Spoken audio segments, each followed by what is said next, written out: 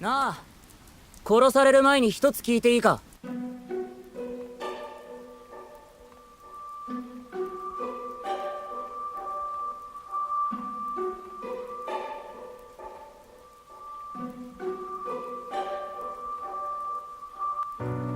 願い？俺様たちの？僕の願い？君の願いは何なのか？欲しいものですか？君には夢も希望もないのかい？君は何のために戦っている？生きている。願い事は決まりましたか？僕の願いはね、不老不死ですな。やはりこの年になると若さこそが宝だと思い知りますわい。自分自身にと言いましょうか。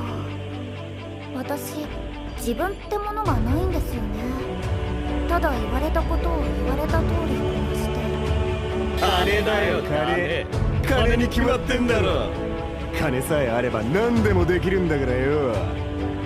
俺は負けるのが死ぬほど怖いんだ。死体になってまでまだ戦わんとするかね。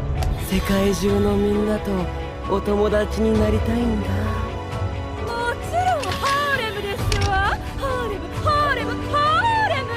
35億人のイケメンと愛し愛され暮らすのですわ。こたびの12大戦、孫の代わりにわしが出る。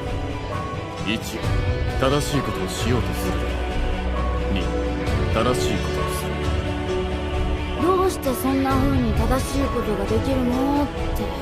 それなのにあいつと来たら。だからね、あたいの願いはあの人と。娘も行く先もないってんで以後俺が面倒を見てる。今じゃそいつの養育費稼ぐために仕事しなきゃならねえ。ただあいつのおかげで生きがいってほどじゃねえが、前よかマシな生活になったんじゃねえの？言葉の力で戦いを止めることを選んだの。私自身何度もひどい目にあったけれど、それでもみんなで仲良くしたいって思ったの。みんなと幸せになりたいって思ったの。綺麗事なめんなよ、僕。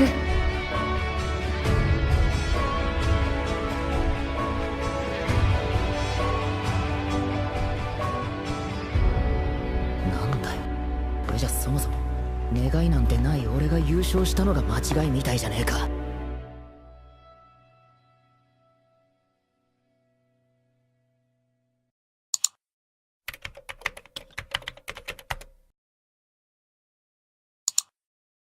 I've got a bone to pick with a certain kind of anime protagonist. You know the type. They're mopey, unpersonable, and have no social acumen, yet because of their inexplicable special powers, they constantly save the day and everyone loves them.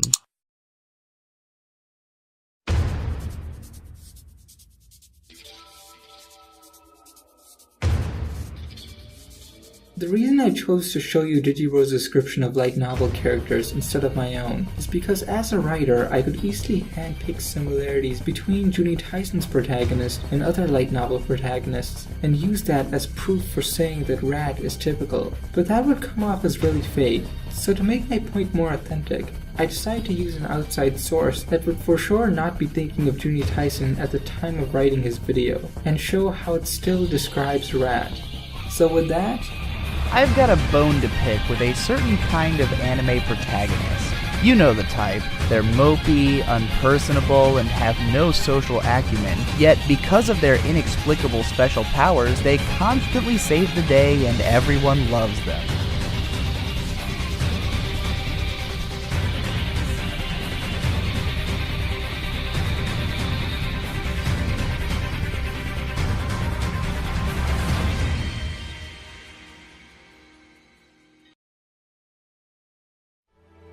the reason I go so far to prove that Rat is as typical as they come is because these are the restrictions Nishio Isin gave to himself while crafting Juuni Taisen.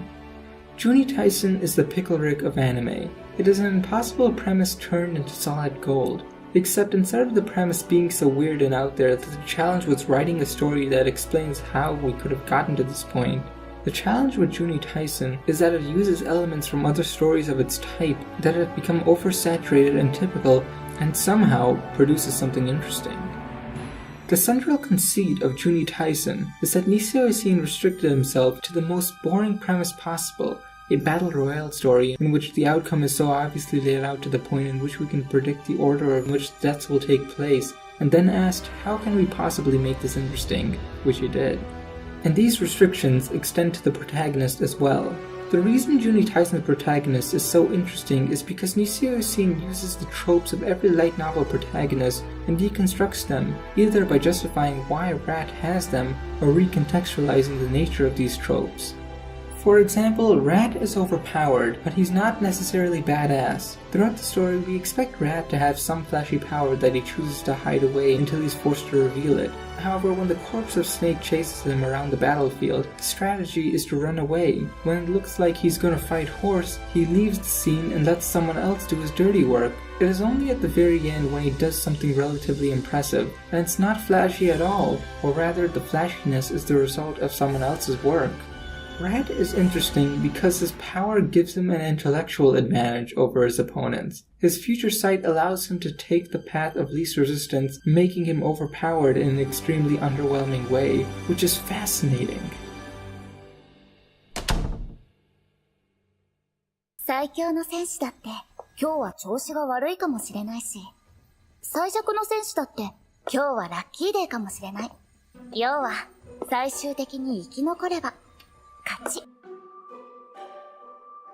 This leads to explaining his mopey personality and overconfidence. Many light novel characters are lazy and generally disinterested in the world because they see themselves as above it all, and they tackle conflict with a similar amount of interest, knowing that even the slightest amount of effort on their part will result in victory. The issue with that is that it is unbelievable that someone could be so much better than their peers while staying within the bounds of their limitations. No high schooler can understand psychology to the point that they see how a situation will play out with the level of confidence as to justify their disinterest. No human being is so stupid to lay down their guard in a fight because they believe in their own strength despite not knowing anything about their opponents. The only way such confidence can be justified is if the protagonist knows the future, which Rat literally does. In fact, the show even goes so far as to show that without his powers, he is horseshit. While all these subversions make Rat more interesting and believable than his light novel counterparts, justifying these traits still leads to us following a boring character. However, the thing is, we don't follow Rat. By far the biggest subversion Nisio Isin pulls is Rat's role in the story. Rat is shoved to the back row for the majority of the plot, doing very minor things and only bringing himself forward in episode 11, when it's time for the intrigue of his character to be revealed. The first 10 episodes of Juuni Taisen are more about the other 11 fighters in the war.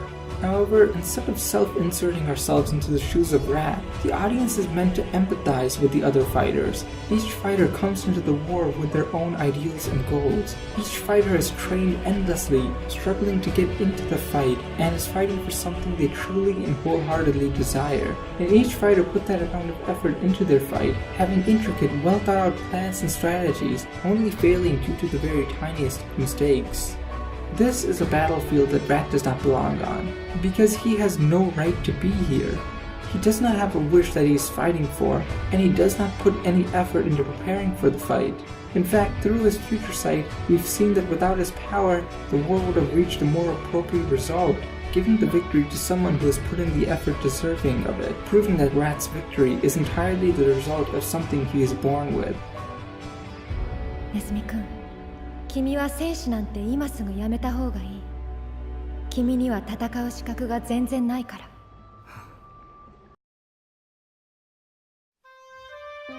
The genius of this is that the idea that someone can effortlessly emerge on the top in a world filled with hard-working people is very much unfair, yet so many light novels glorify it. By flipping the table on such a common and typical trope, Nisio Isin has recontextualized what would have been a power fantasy into something tragic and nihilistic. He has converted this boring premise into something that has actual themes that tug at your soul and make you question your very existence and worth. However, Nisio Isin won't stop there, as the tragedy has only extended to 11 of the 12 characters. A drawback of Rat's ability is that he literally has to live through each possible future that he conceives. As a result, he is easily overwhelmed to the point that choosing a simple wish is exhaustive for him because of the sheer limitless possibilities. This is why he didn't take the offer of wishing for more wishes, because even experiencing the opportunity of one wish can deteriorate his mental stability. And this is why it is so painfully appropriate for his wish to be forgetting the events of the Juuni Taisen, because it is truly to the benefit of his mental health to keep his life as simple as possible. In the last moments of the show, Nisio is seen added one last twist to the light novel trope by recontextualizing Rat's antisocial behavior as something he does to keep himself from being overwhelmed. Nisio is seen turned a boring trope into something tragically fascinating, and he did it in a way that ties to everything else about his character. I think ultimately that's what I like about Juuni Taisen the most. Everything ties together. Sure, there's a lot of hiccups in the series. There were parts of the story that were slow, characters that were dull, and scenes that were outright boring. But to me those flaws were few and far between enough to excuse. And overall, when I look back on this series, this experience, this tale of order and chaos, this emitter of nihilism and contentment, I can't help but to find it profoundly beautiful. And then I think about it more, and how it was able to weave such a complex narrative, keeping track of so many ideals, plans, histories, abilities, and tying them all together in such a way that examining a single element of the series, like Rat's character, can somehow lead me to once again think about the grander picture of the series, and make me love it even more.